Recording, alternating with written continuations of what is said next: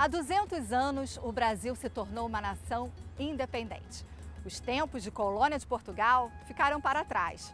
Era a hora de se desenvolver, crescer e aparecer. E um dos caminhos que nos trouxeram até aqui foi a educação. Porque, como ensina Paulo Freire, sem educação, uma sociedade não evolui.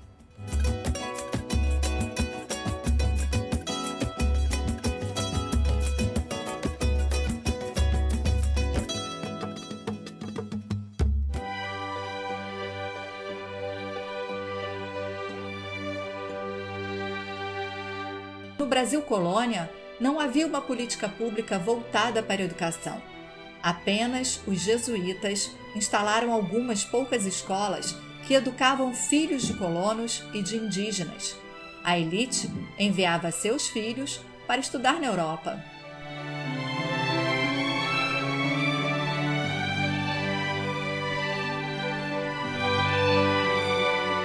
As coisas só começaram a mudar depois de 1822. A primeira Constituição do Brasil, a de 1824, garantia a instrução primária e gratuita a todos os cidadãos. Em 1827, uma lei determinou a criação de escolas de primeiras letras em todas as vilas e cidades do país e escolas para meninas, algo inédito e inovador.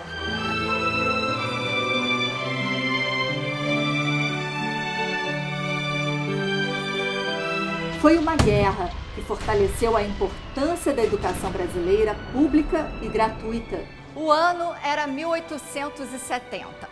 O fim da longa Guerra do Paraguai, com a vitória da Tríplice Aliança entre Brasil, Argentina e Uruguai, despertou nos brasileiros um espírito patriótico e fez surgir na população um movimento para celebrar essa conquista.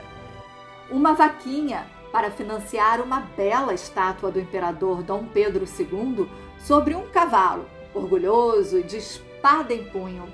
O discreto imperador recusou a homenagem e sugeriu que o dinheiro arrecadado fosse usado para construir escolas em prédios próprios.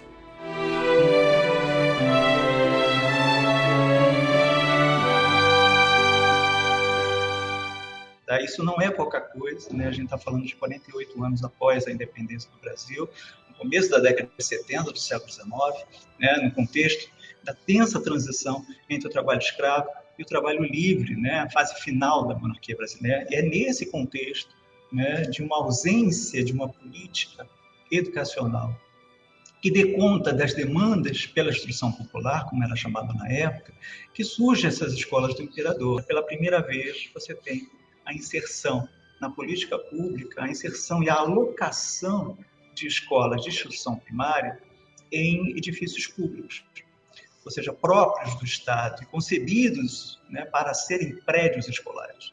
A formação da atual rede municipal de ensino da cidade do Rio de Janeiro, ela tem como um dos seus marcos fundamentais justamente a construção dessas denominadas escolas do imperador, no então município da Corte Imperial. Esses primeiros 8 estabelecimentos públicos de ensino que funcionavam em sede própria, construídos entre 1870 e 1877, elas foram a oportunidade ímpar para que o debate público da época do Império discutisse com mais intensidade a temática da instrução pública popular. Todas as escolas do imperador foram construídas aqui no Rio de Janeiro com recursos particulares e também com verba pública.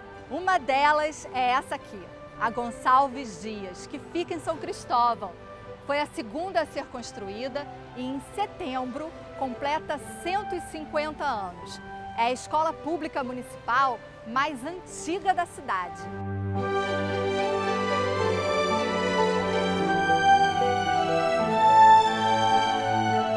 O fim do Império mudou os rumos do Brasil. A Primeira República trouxe uma conquista importante para a educação, a construção dos jardins de infância.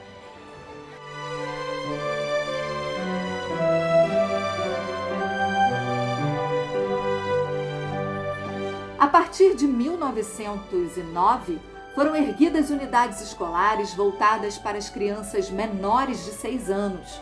A primeira foi a Marechal Hermes, em Botafogo, seguida da Campos Sales, no centro.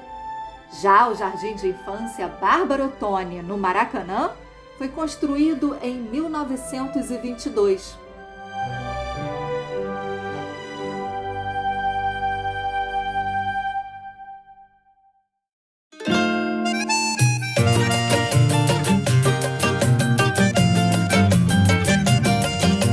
A Revolução de 1930 acelerou as discussões e as transformações no campo educacional.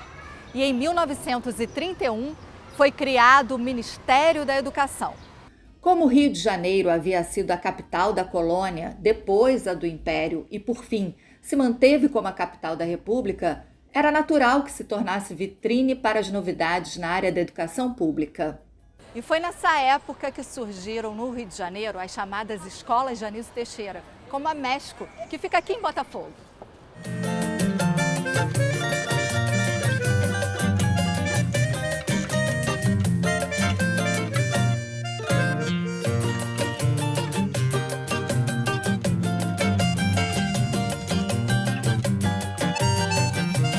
O movimento da Escola Nova foi um movimento internacional que vai surgir em fins do século XIX, que reunia várias experiências escolares, né?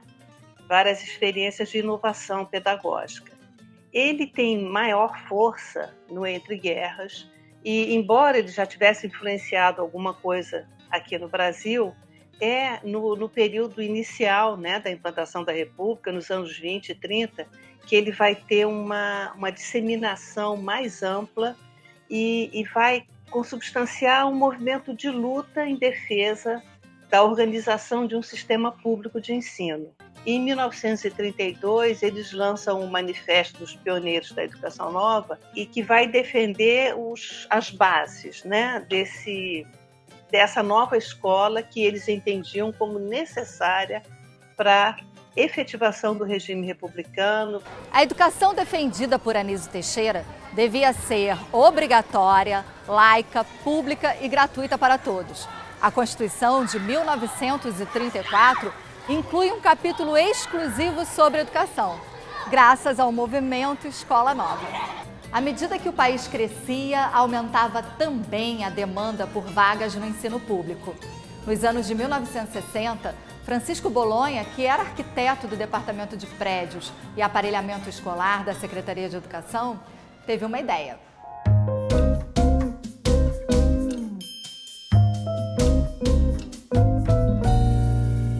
Ele propôs dar um sentido industrial à construção das unidades de ensino, com o uso de elementos pré-fabricados.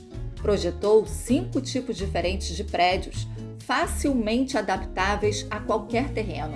E um deles se tornou padrão, por oferecer o mínimo essencial. É o caso da Escola Municipal Dr. Cícero Pena, em Copacabana, com 3 pavimentos, 10 salas de aula e um pátio coberto.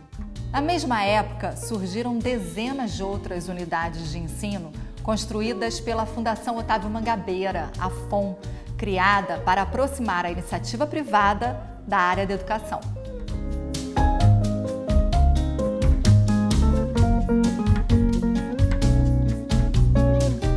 Essas escolas eram erguidas em cerca de 2 semanas para durarem pouco mais de 5 anos e eram vistas como uma solução provisória e emergencial para atender a grande demanda por vagas. Mas algumas delas existem até hoje. O caminho para a redemocratização do Brasil passou também pela educação.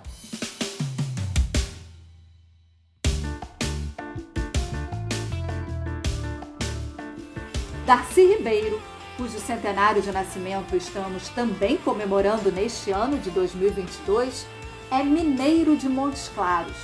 Foi um historiador, sociólogo, antropólogo e escritor que marcou a educação brasileira por suas propostas focadas na construção da identidade latino-americana por meio da educação e do respeito à diversidade étnica. Foi ministro da Educação entre 1962 e 63. Mas foi como vice-governador do Rio de Janeiro, de 1983 a 1987, que Darcy Ribeiro elaborou e implementou os CIEPs, os Centros Integrados de Educação Pública. O primeiro foi esse aqui, o CIEP Presidente Tancredo Neves, que fica no Catete. Era uma proposta revolucionária que criou o modelo de escola em tempo integral como política pública. Darcy dizia que precisava de 3 coisas para uma educação funcionar, né? Para oferecer uma educação de qualidade para a população brasileira. Primeiro, o tempo de permanência na escola, que fosse um espaço compatível com essas atividades todas e com o fato de crianças e professores permanecerem o dia inteiro numa escola. E, por outro lado, uma formação continuada de professores, para que eles estivessem sempre antenados com as mudanças culturais e para que eles colocassem sempre em discussão esse respeito ao povo brasileiro e o direito a uma educação de qualidade. Além das aulas que estavam no currículo, essas crianças todas tinham estudo dirigido, que era um espaço para fazer o dever de casa, aprofundar questões que você tivesse interessado, com orientação de professor. Esporte, os mais variados tipos de esporte, recreação, livros, acesso à biblioteca, videoteca, ou seja, na época se chamava videoteca, em que as crianças assistiriam vídeos e conversavam sobre isso, e havia ainda a figura do animador cultural, que era um artista local que fazia a intermediação da cultura local com aquela cultura que a escola costuma trazer para as crianças, que é a cultura universal. Essa escola oferecia assistência médica, alimentação, hábitos de higiene a serem desenvolvidos na escola para os alunos e educação para a saúde, eventos de cultura e lazer para toda a comunidade em finais de semana. Nesta mesma época, o trabalho do arquiteto carioca João da Gama Filgueiras Lima, o Lelé, se tornou conhecido. Ele usava componentes pré-fabricados como cimento e argamassa para construir prédios de forma mais rápida, segura e barata.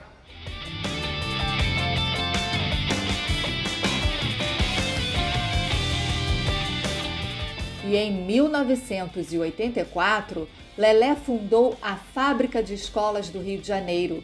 Em 2 anos, foram produzidas centenas de escolas, creches e casas comunitárias para suprir a demanda dos moradores das comunidades pobres e dos bairros periféricos da capital fluminense. As unidades escolares ganharam o apelido de Escolas Lelé.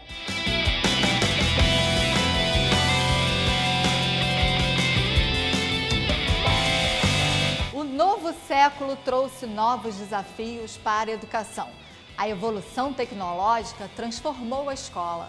Mas que escola se queria para o século XXI?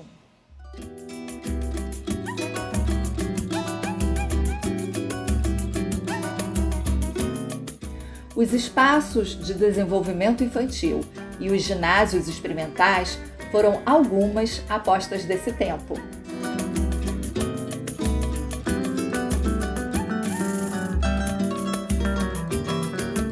Os EDIs marcam uma nova etapa da educação pública municipal carioca.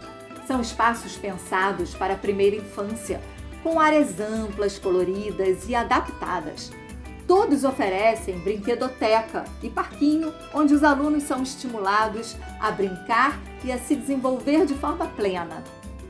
As novas escolas, tanto na sua estrutura física quanto na proposta educacional, destacam a autonomia dos estudantes, ao mesmo tempo em que valorizam o papel dos professores como orientadores e mediadores do conhecimento.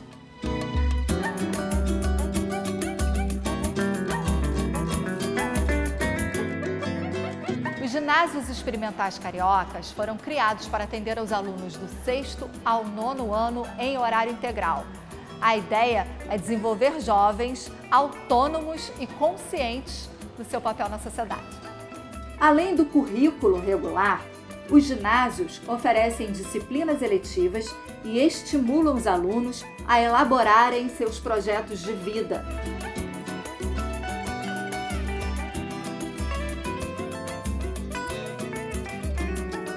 Já os GEOs, inspirados nos Jogos Olímpicos, têm sua estrutura física voltada para a prática de atividades esportivas e, por isso, se transformaram em verdadeiros berços de jovens atletas cariocas.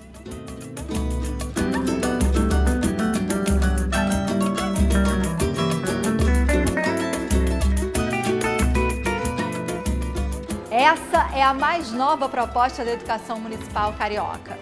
É em ginásios experimentais tecnológicos como Coelho Neto, aqui em Ricardo de Albuquerque, que alunos desenvolvem as competências necessárias para um mundo em constante mudança. O ginásio trabalha com a metodologia STEAM, ciência, tecnologia, engenharia, artes e matemática, disciplinas que são abordadas de forma integrada. Investe na cultura maker, que provoca e desafia o aluno a colocar a mão na massa. É fazendo que ele aprende, ganha autonomia, desenvolve o pensamento crítico e a criatividade.